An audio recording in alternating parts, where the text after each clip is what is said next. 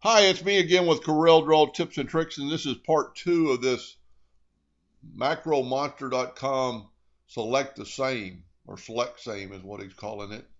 And I did a video just the other day on objects that you drew in Corel, but I didn't think about you could use clip art and change clip art. And so this clip art I've traced, this is a clip art, but I've got two whites, and let's say you had multiple, more than two.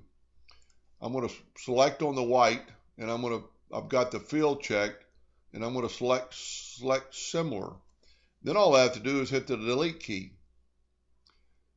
Now for a laser engraver, you need to take away all the different colors, and let's say we wanted this with no fill. So we're going to click on her face, and we're going to hit select similar, and it's going to select all that similar color of that little doll skin.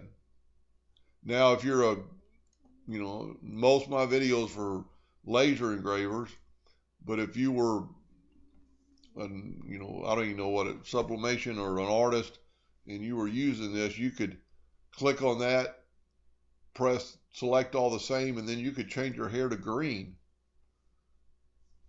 My computer's slow tonight, and you could change those parts of it to green. Anyway, I hope that helped a little bit, and thank you for watching. And if you want more information on that, how to get that macro, it's from that first video. Just search under the same name.